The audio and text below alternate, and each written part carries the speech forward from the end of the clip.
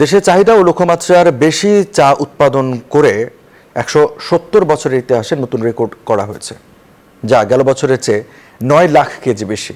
যদিও বাগান মালিকদের দাবি, চায়ের উৎপাদন খরচ বাড়লেও দাম বাড়েনি। উৎপাদন বাড়লেও জীবনমান বদলায়নি চা শ্রমিকদের।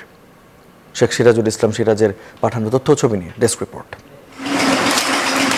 ২০২৩ সালে দেশের ১৬৮টি চা বাগান থেকে উৎপাদনের লক্ষ্যমাত্রা ছিল ১০ কোটি ২০ লাখ কেজি, আর চাহিদা ছিল ৯ কোটি ২০ থেকে ৩০ লাখ কেজি। এবার লক্ষ্যমাত্রা ও চাহিদার ৯ লাখ কেজির বেশি ছাড়িয়ে উৎপাদন হয়েছে ১০ কোটি ২৯ লাখ, যা ১৭০ বছরের ইতিহাসে নতুন রেকর্ড।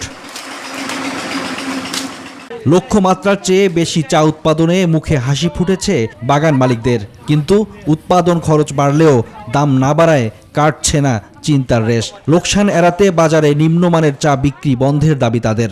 যে পরিমাণ চা উঠেছিল ঠিক এই পরিমাণ চা বিক্রি না। মাসিক বেতন, ইলেকট্রিক বিল, গ্যাস বিল এটা অলমোস্ট দ্বিগুণ হয়েছে। উৎপাদন বাড়লেও জীবনমান বদলায়নি চা বাগান শ্রমিকদের। চায়ের দাম বাড়ানোর পাশাপাশি মজুরি বৃদ্ধির দাবি জানিয়েছে চা বাগান শ্রমিক নেতারা।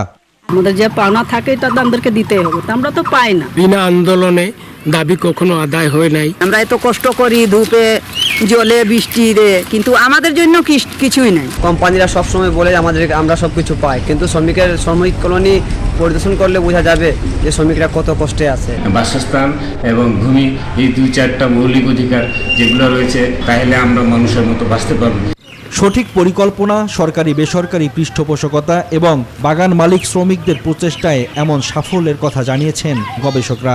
চা শিল্পের সাথে সংশ্লিষ্ট যারা আছেন, বিশেষ করে ক্ষুদ্র চা চাষী, সকলের আন্তরিক প্রচেষ্টার কারণে এই লক্ষ্যমাত্রা অর্জন করা সম্ভব হয়েছে। লো কোয়ালিটির চা বাজারে আসার ফলে আমরা ভালো চা গুলা পর্যাপ্ত দাম পাচ্ছে না। চা আবাদের লক্ষ্যমাত্রা ছিল ১০২ মিলিয়ন কেজি, আমরা লক্ষ্যমাত্রা অর্জন করতে পারছি।